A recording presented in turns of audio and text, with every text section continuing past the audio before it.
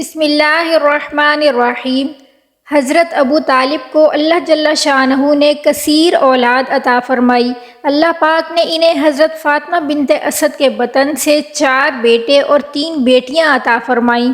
حضور صلی اللہ علیہ وسلم کے اپنے حقیقی بہن بھائی تو نہ تھے، لیکن اپنے چچا ابو طالب کے بچوں سے حضور حقیقی بہن بھائیوں کی طرح محبت فرماتے تھے۔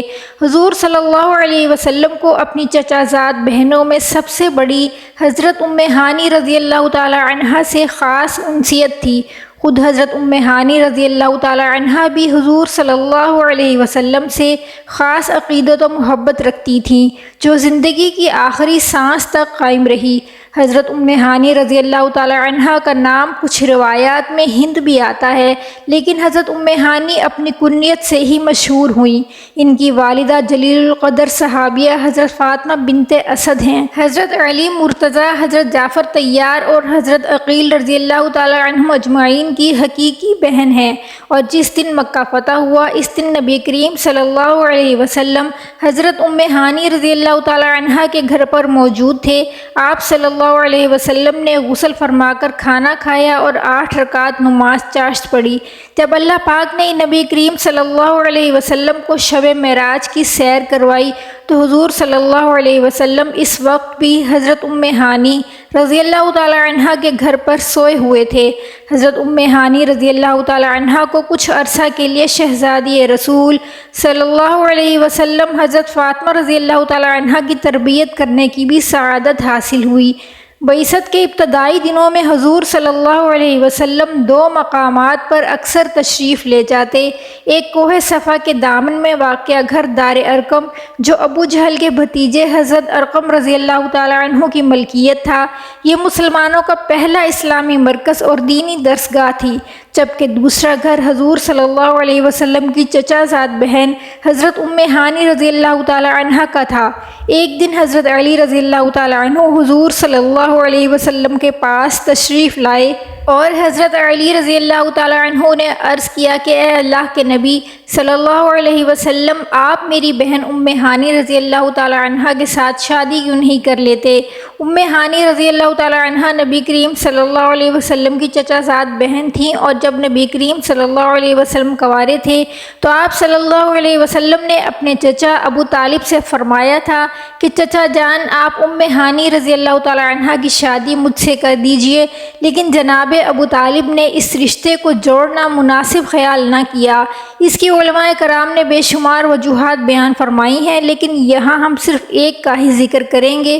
حضرت ابن عباس رضی اللہ تعالی عنہ سے روایت ہے کہ جب حضرت محمد صلی اللہ علیہ وسلم نے حضرت ام ہانی رضی اللہ تعالی عنہا کے رشتے کا اپنے چچا جان کو کہا تو چچا نے جواب دیا کہ اے محمد، میں نے ام ہانی کے رشتے کے بارے میں بنو مخزوم کو ہاں کر دی ہے، اور قریبی رشتہ داری کی وجہ سے اب ان کو انکار کرنا مناسب نہیں ہے۔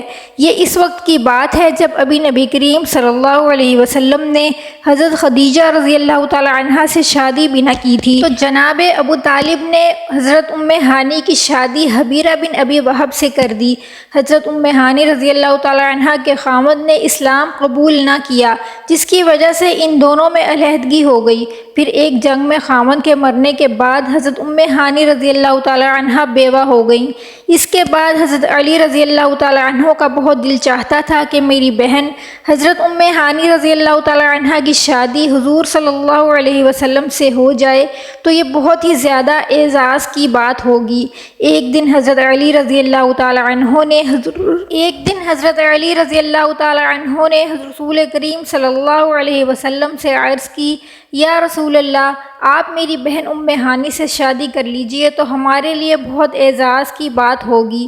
جب حضرت علی رضی اللہ تعالی عنہ نے یہ بات کی تو نبی کریم صلی اللہ علیہ وسلم نے اس بات کو بہت پسند فرمایا اور حضرت ام ہانی رضی اللہ تعالی عنہا کو نکاح کے لیے پیغام بھجوایا۔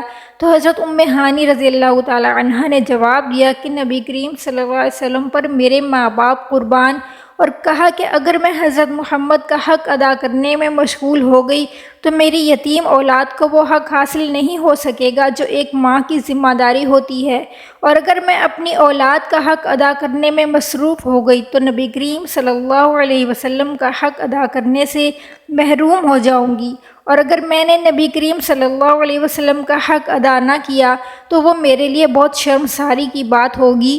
جب حضور صلی اللہ علیہ وسلم نے حضرت ام ہانی رضی اللہ تعالی عنہا کی اس بات کو بہت پسند فرمایا اور ارشاد فرمایا کہ قریش کی عورتوں کی یہ خوبی ہے کہ وہ اونٹ کی سواری بڑی مہارت سے کرتی ہیں اور اپنے بچوں کی پرورش بھی بھرپور کرتی ہیں،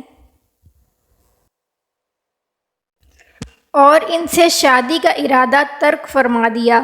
حضرت ام ہانی نے غزوہ خیبر میں شرکت کی اور زخمیوں کو پانی پلانے اور مرہم پٹی کرنے کا فریضہ سر انجام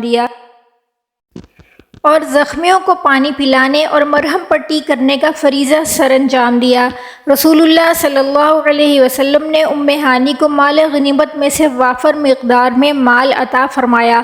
فتح مکہ کے موقع پر حضرت ام ہانی نے اپنے 2 کافر سسرالی رشتہ داروں حارث بن ہشام اور زبیر بن مغیرہ کو اپنے گھر پناہ دی۔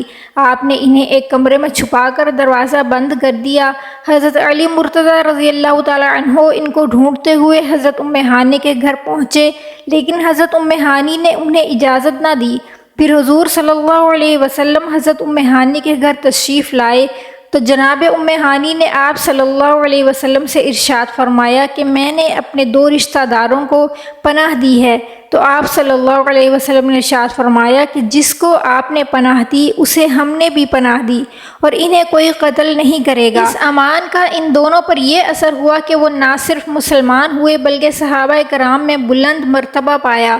حارث جو ابو جہل کے حقیقی بھائی تھے غزوہ یرموک میں شہید ہوئے۔ حضور صلی اللہ علیہ وسلم سے حضرت ام ہانی رضی اللہ تعالی عنہ کو جو عقیدت تھی وہ اس سے ظاہر ہے کہ فتح مکہ پر آپ صلی اللہ علیہ وسلم ان کے مکان پر تشریف لائے، شربت نوش فرمایا اور اس کے بعد ان کو دیا تو انہوں نے پی لیا، اور پھر کہا کہ مجھ سے گناہ سرزد ہو گیا ہے، آپ میرے لیے استغفار کیجئے۔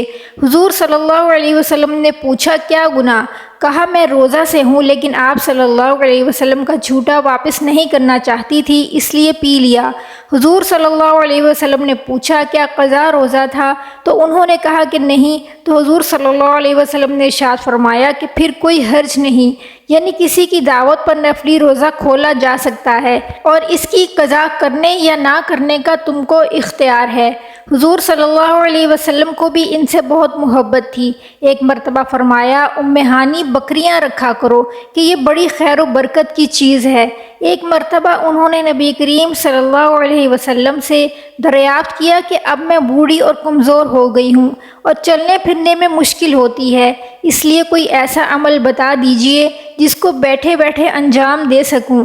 آپ صلی اللہ علیہ وسلم نے ایک وظیفہ بتایا، فرمایا کہ سبحان اللہ 100 مرتبہ کہا کرو، یہ ذکر تمہارے لیے حضرت اسماعیل علیہ السلام کی اولاد کے ان 100 غلاموں سے افضل ہے جو تم آزاد کرو۔ 100 مرتبہ الحمدللہ کہا کرو، یہ ذکر تمہارے لیے ان 100 زین شدہ اور لگام شدہ گھوڑوں سے افضل ہے جن کا تم اللہ کے راستے میں صدقہ کرو۔ 100 مرتبہ اللہ اکبر کہا کرو، یہ ذکر تمہارے لیے اللہ جل شانہ کے ہاں مقبول قلادے والی 100 اونٹنیوں سے بہتر ہے جنہیں مکہ میں ذبح کیا جائے۔ 100 مرتبہ لا الہ الا اللہ کہا کرو، یہ ذکر آسمان اور زمین کے درمیان موجود خلا کو بھر دے گا، اور اس دن میں کسی کا کوئی عمل نہیں ہوگا جو آسمان کی طرح بلند ہو سوائے اس آدمی کے جو تمہاری طرح عمل کرے۔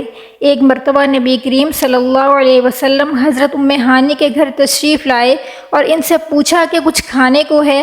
تو انہوں نے عرض کیا کہ صرف روٹی کے کچھ سوکھے ٹکڑے اور سرکہ ہے۔ تو آپ صلی اللہ علیہ وسلم نے ارشاد فرمایا کہ جس گھر میں سرکہ ہو وہ سالن کا محتاج نہیں۔ حضرت ام ہانی رضی اللہ تعالی عنہا سے 46 حدیثیں مروی ہیں۔ حضرت ام ہانی رضی اللہ تعالی عنہا نے حضرت امیر معاویہ کی خلافت میں 100 سال کی عمر میں وفات پائی۔ اللہ تعالی ہمیں اپنے نبی کی پیروی کرنے اور صراط مستقیم پر چلنے کی توفیق عطا فرمائے اور ہمیں اپنے نیکوکار بندوں میں شامل فرمائے۔ آمین ثم آمین یا رب العالمین۔